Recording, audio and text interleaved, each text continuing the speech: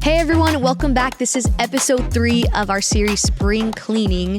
We're kind of going to be talking today about relationships and the concept of sorting through our boxes of relationships. What does that look like? And before we start, we're going to kind of reintroduce our guests. If you watched episode 1, you'll remember them. Hopefully, if you haven't, I would highly recommend go watch episode 1 and 2 so you can kind of be caught up with the whole concept of spring cleaning as people in our lives. But really quick, go ahead and reintroduce you guys. Your names and everything. I am Cam. Cool. Hi, I'm Maddie. And I'm Aaron. Nice. Thank you guys for being here. So we're going to kind of start just going right into relationships and unpacking the idea of a relationship circle model. So I'm going to explain what this is. If you guys don't know what this is, it's pretty much the concept of how like the first ring in your relationship circle model is going to be like your closest people. So it can be like 4 to 5 people. These are like your closest, your best friends. They know everything about you. They know when you're going through really hard things, and they're doing life with you in a really close like proximity. And then there's a circle outside of that are your close friends, but they may not know every single thing that you're going through in life. But you know, they care for you, they love you, you love seeing them and you know, keeping in touch. And then the circle outside of that is maybe like 150-ish people of just like, these are your friends, but they're kind of like surface level friends, I would say. So it's like, you know them, you see them in passing, you guys can reminisce on good times, but they may not be actively in your life right now. And then the final circle is kind of just all the people you've known your entire life. So they're kind of more acquaintances, like you know their face, they know your face, but they may not know a ton about you. And so just to start off, what are each of your inner circles? Like, how do they look like? Who are your 5 people in those inner circles? I know for me, I'm just walked through a process recently, really, and it's, and who we spend time with really matters, right? Like, the people that we spend time with are either going to lift us up or tear us down, right? And so, and it's important, like, the voices we allow into our lives, it's super, super important. And so I've identified, you know, probably like 5 to 10 people who I'm going to run everything by. These are the people that I trust the most. These are the people that like are running with me for the rest of my life. And so, but what that looks like for me is, I mean, I'm in regular contact with them. They know what's happening on the inside of my life. They know what's going on. And if I needed them, that they're there at the drop of a hat. And when they speak into my life, I've allowed these people in to where when they speak into my life, like I take what they say. So if they came to me, they're like, yo, man, I have like red flags for you here. I would really listen to what they say. Right. Does that make sense? Yeah, totally. What about you, Maddie and Cam? What does that inner circle of people look like for you? Who do they consist of? I say mine is pretty small. I say probably less than 4 or 5, maybe like 2 or 3. Okay. For me, it's mostly just my cousin, Jazarian, and then my mother. And I wouldn't say Jeff is so extremely close to me, but whenever he speaks, I listen, kind of how Aaron said. Anything he tells me, I kind of try to take in because I do trust his wisdom. Hey, shout out Jeff, man. Shout You're out impacting Jeffrey. people out here. That's pretty awesome. I like Jeff. He's cool. Yeah, he's all right. He's kind of bald, but He's kind of bald. It's Just a little bit. It's by It's okay. choice. No, I'm just kidding. Maddie, what about you? For me, I'm an only child, so I'm really close with my parents. So I Okay. spend a lot of time with them, especially my dad.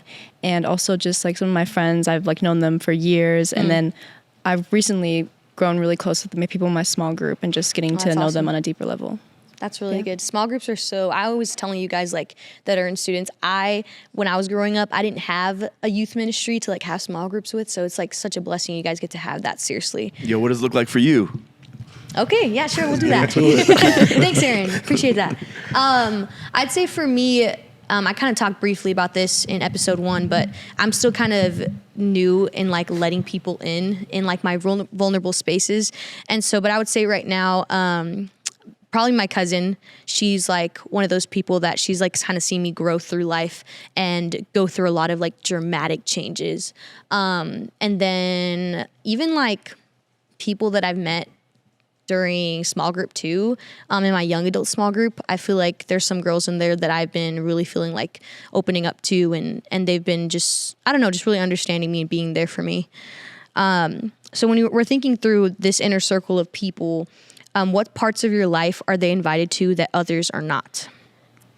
I would say my most vulnerable moments. Like, I don't cry in front of anybody, or anybody, actually. I won't even, like, if I'm crying, I can't even look at myself. So there's times where we've had those moments, especially at church camp last year. Me and my cousin, we kind of just had a moment where we went off alone, and we spent probably like an hour just talking about the hardest points in our life. And I think us being able to talk to each other, reflect off of each other, has helped us to grow.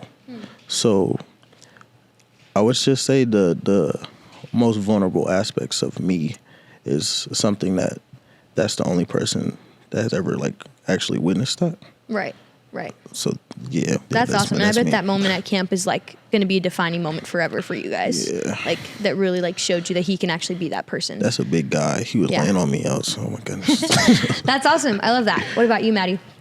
For me, I would say honestly, like my faith in some of my friendships. Well, for a while, recently I've been more open about it, but for a while I just had them at school and at sports, and like I would talk to them about everything except for that, because I just did, the fear of rejection was so strong, and so like I kind of kept that part sheltered, and so I feel like that's something that I kind of kept back. Obviously I shouldn't, but yeah. Yeah. Thanks for being honest about that. That's so real.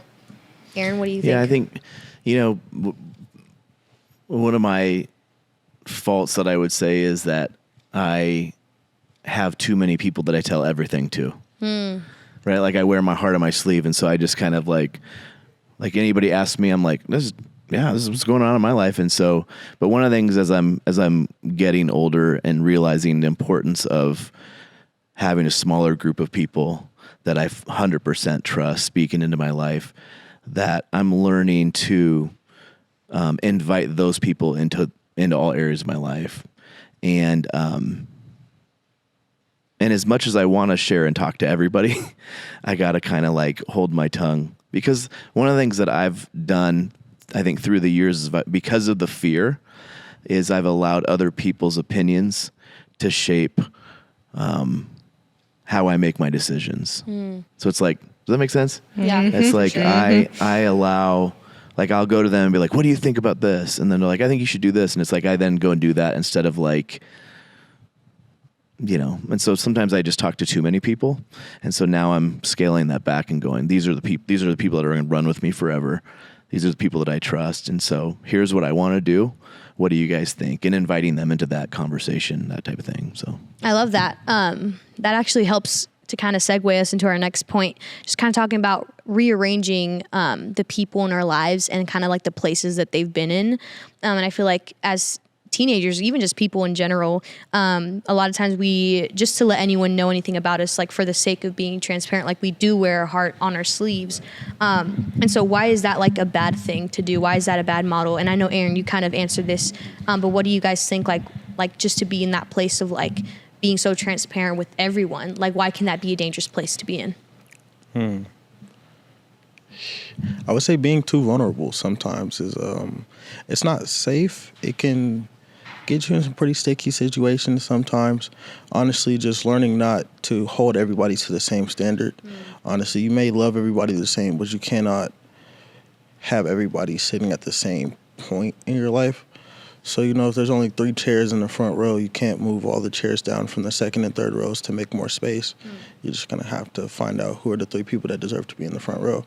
So just finding a balance so that you don't mistakenly put people on a pedestal that they're not supposed to be on.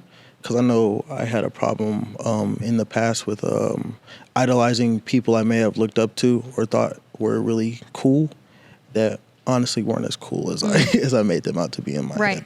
Right. No, that's so good. And just, like being wise about like who you're really picking for those places. Because the reality is like not everyone is going to really know us, and not everyone's going to really understand like when we do make mistakes and we are in bad situations, like why we're acting a certain way and things like that. So it's super important when we're just determining like who's going to be in that inner circle, that we know like these are also people that aren't going to judge us. Like no matter what we come to them with, like because they know us so well, they're gonna, for one, not gonna judge us, but also they're gonna point us back to God, point us back to Christ and to truth overall every time. I feel like I've always used this like imagery in my head of like, there's a lifeboat and you're on it, and who you let onto that lifeboat is so important, like towards where you're heading. So if you like let the wrong people into that lifeboat, the boat's probably going to be really heavy and it's probably going to sink because they're not good people. And then if you let the right people onto that lifeboat, it's going to be like smooth sailing. Like it's going to be way easier to get to where you need to go because they're not going to be adding any unnecessary weight to your boat. So who needs to get off your boat? You know what I mean? Yeah, for real. Like literally though, because the wrong people, like they're going to add that unnecessary weight. It's going to make you sink and it's going to delay you from going to where you need to go. So it's just kind of like that concept of like just pruning out the bad people. Yeah, Aaron, and who you spend, again, like it's who you spend time with is like who you're going to become. It kind of shapes our, like I had this quote written down by somebody, and I don't remember exactly who it was, but it's like who we spend time with shapes our environments and influences our thoughts and our actions. And so it's like if you have 100 people that are speaking to your life, one, like you don't even know where those people are at in their life. And like now all of a sudden you're inviting their opinions and their thoughts into what you do or like how you live your life. And so it really is important to find your people and keep them close and let them know that they're your people, you know, like these are my people. And so I go to those people and say, hey, I just want to let you know, like anytime that whatever I'm walking through, like you're the people that I'm coming to. And it puts an importance for them, like in the relationship that we have. They all of a sudden see something different in the relationship we have. Like, wow, like he really sees me as somebody that's important in his life. And I think it matters to them when you do that. Yeah. That's really good. Because you don't want to sink your boat, honestly. You don't go kayaking with somebody you don't know. So, because you know who's going to bring rocks to sink you. He's rowing the boat the opposite way as me. We're going to fall one way or the other. Just kind of got to make sure. Well, that's really good. I really liked what you all said. Just to kind of wrap things up, I want to leave you with this question. What would you say to encourage any viewers or people out there that kind of don't have those inner circle people yet and just feel like they can't trust anybody? Like, what's your best advice to kind of step out and just be open to finding those people they can really trust? I say for myself, it was more about trusting in God and just allowing him to lead me to people rather than going out and looking for people as much. That's so good. You won't find what you need when you're looking for what you want. So you kind of just got to let it come to you in a way. But don't completely cut off the aspect of like searching, because you're going to have to search eventually. But don't always be looking. Like, I don't know how to explain that. No, that's the way that I would like to, but you make sense. Yeah. No, that's so good. And it's so true, because when we're trusting God to pick those people, like we don't have to walk around with that fear of like, oh man, like who can I trust? And like who's actually going to like want to be that person in my life, but then they're going to backstab me or things like that. Yeah. When we're trusting in God and letting him pick those people, like we know every time like it's going to be safe, you know? Yeah. What about you guys? You got anything? Yeah, I would say connecting deeply for sure, especially within the church and the community, just like finding those people that are like-minded and want the same goals as you and have the same values is so important. And you just like, you get to do life together, and it's so amazing just to meet all those people. But you have to step out and kind of go out of your comfortable living and to be able to step into what God has planned for you. Yeah, totally. That's really good. I think there's probably some people who are like me who have lots of people that they've had in their life. They've allowed these voices to speak in. I think it's important to like go, what type of person do I want speaking into my life, right? So it's first reflecting and going, what kind of person do I want in my inner circle? And so once you identify that, then you can start looking for it. And but again, like where you spend time. So if I'm spending time at church, I'm probably going to find some people that I would want to speak into my life, right? If I'm, So where you spend time matters too. So you can find the right people if you're spending time in the right places. So true. And That's so true. I'm trying to think. Yeah. And then if you just struggle connecting with anybody, I definitely do think that spending time with the Lord is a good first place. And then trying to find somebody who's good at connecting with people that can help you get connected with the right people also. Does that make sense? No, that's so true. Maybe connecting with Jeff or Sarah or just the different leaders that we have here. Yeah. Jeff has led me to a lot of good people. There you go. Shout out Jeff. Yeah. That's awesome. No, that's so true because like ultimately like when you're kind of in that place of like, where do I start to get those inner circle people, and you're looking at other people, like who they hang out with is really going to say a lot about who they are, and like seeing that they have actually, you know, picked over the course of their life, they've picked those significant people, and being able to be like, okay, yeah, I don't have these people yet, but they do. So I feel like they have good judgment of like maybe even who they think would be good for me. That's kind of like something the other day, because I'm still growing in this area myself, that one of my good friends kind of told me. She was like, yeah, there's this girl I know that like, I feel like she would honestly really be good for you. Like, she's really spiritually mature. Like, you guys are really similar in a lot of ways. Because sometimes we can't always see those things ourselves, like when we're in that place of like fear and we don't trust people. So absolutely like leaning into people that we actually would trust their judgment to pick those people for us too. It's so good. Any final thoughts before we wrap up? No. Cool. I think it's good. I would just say mentors are always a good thing too. So like as a young person, I wish somebody would have told me this, like find mentors. So look and find people that you would want to model your life after. And I promise if you go up and you start asking some of these people, hey, would you come alongside of me and help me and mentor me? And I think what you're going to find is those people are willing to do that. Yeah. People want to help people. Yeah. If you let them, that's the thing, right? Like you have to be. Yeah, but able you got to to get that place. You got to overcome that fear. So you got to open that door. You know what I mean? Exactly. Exactly. That's so good.